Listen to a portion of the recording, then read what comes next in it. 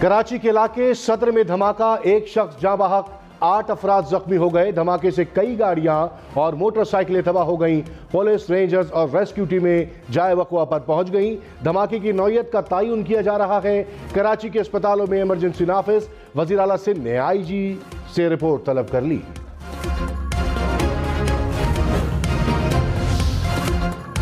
DG ISPR ने कहा, बार बार दरख्वास्त कर रहे हैं, फौज को सियासत में मत घसीटे।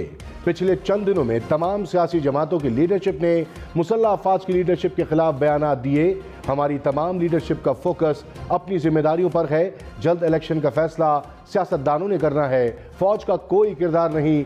जब भी फौज को किसी सियासी मामले में बुलाया गया तो मामला मुतनाज़ा हो जाता है। इसलिए फौज की लीडरशिप ने फैसला किया है कि खुद को सियासी चीजों से दूर रखना है। DG ISPR ने कहा, कोर कमांडर पेशावर के हवाले से सीनियर सियासतदानों के हालिया बयानात इंतहाई नामुनासिब है। ऐसे बयानात सिपाह और क़यादत के मोराल और वक़ार पर मनफी तौर पर असरअंदाज होते हैं। पेशावर कोर पाकिस्तान आर्मी की मुमताज़ फॉर्मेशन है। इसकी क़यादत हमेशा बेहतरीन प्रोफेशनल हाथों में सौंपी गई।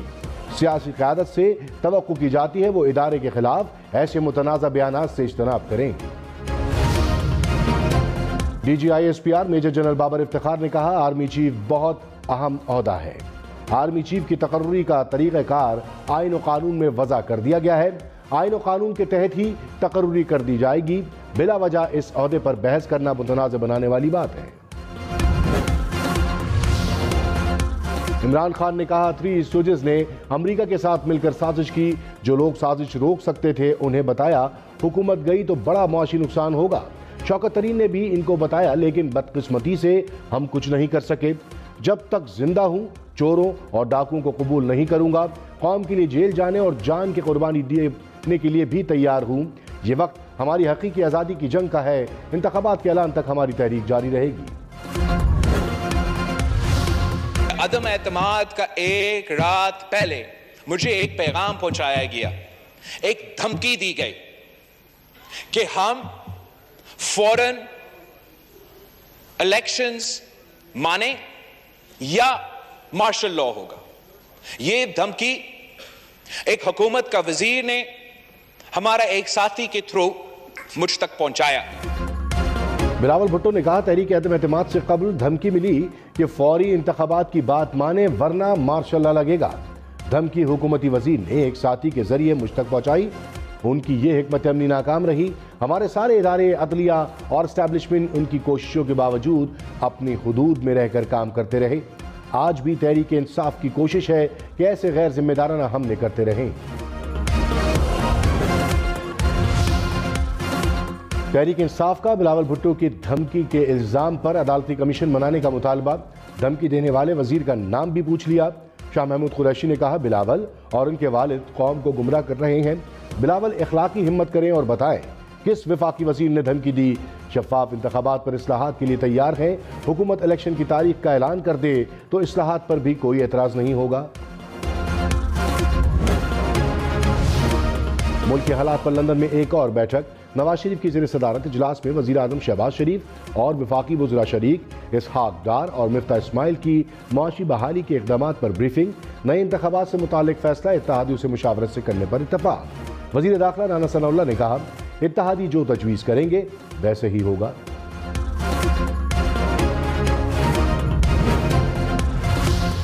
इमरान खान शरीफ खानदान पर बरस पड़े। कहा, एक भाई फौज को गाली देता है, दूसरा बूट पॉलिश करता है। प्राइम मिनिस्टर सजा याफ्ता नवाज शरीफ से मिलकर मुल्क के फैसले कर रहा है। बेटी भी सजा याफ्ता है, इसे प्रोटोकॉल मिल रहा है। क़यामत की निशानी है।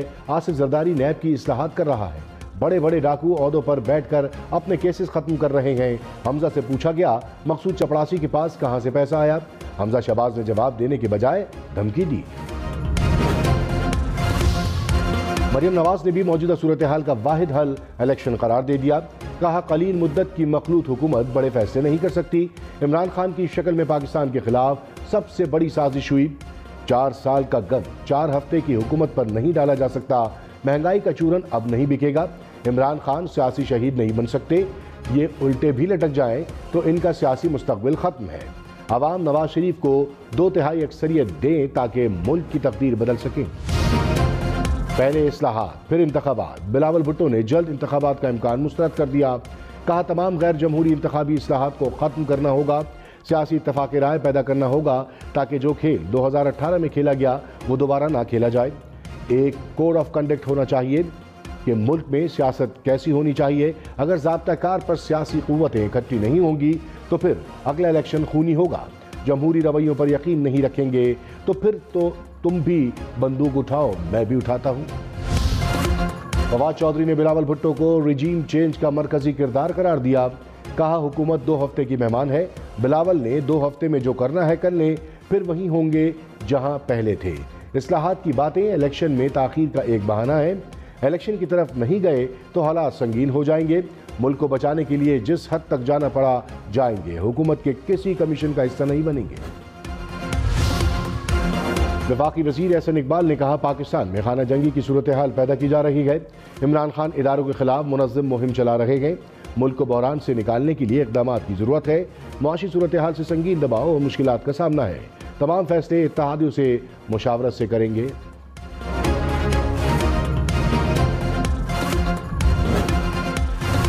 شاہ محمود قریشی نے کہا ملک دیوالیہ ہونے کے قریب ہے، 1 ماہ میں اشیاء کی قیمتیں بڑھیں، ڈالر بڑھ گیا، اسٹاک ایکسچینج میں مندی ہے، حکومت چونچو کا مربع ہے، ملک کو بحران سے نکالنے کا واحد راستہ فوری انتخابات ہے، شہباز شریف تیار ہو جاؤ، عمران خان آ رہا ہے۔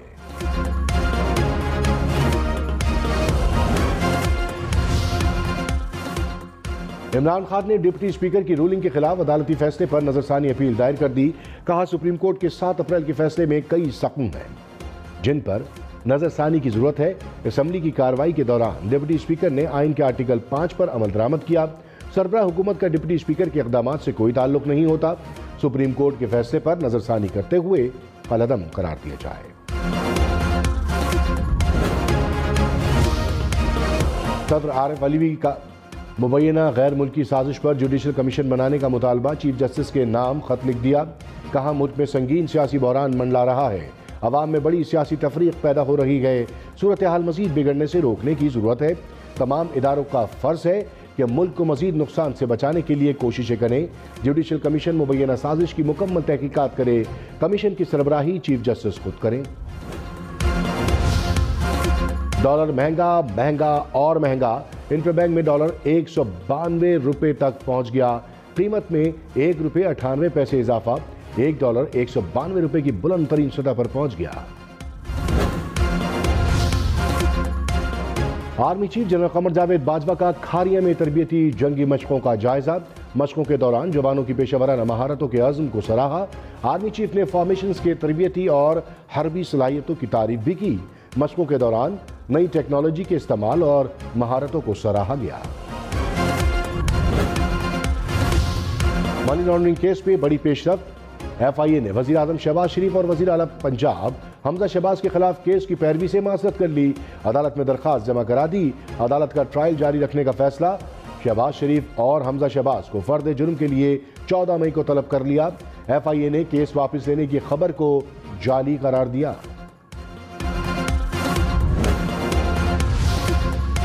اور تحریک انصاف نے منی لانڈرنگ کیس پر حکومت اور ایف آئی اے دونوں کو نشانے پر رکھ لیا۔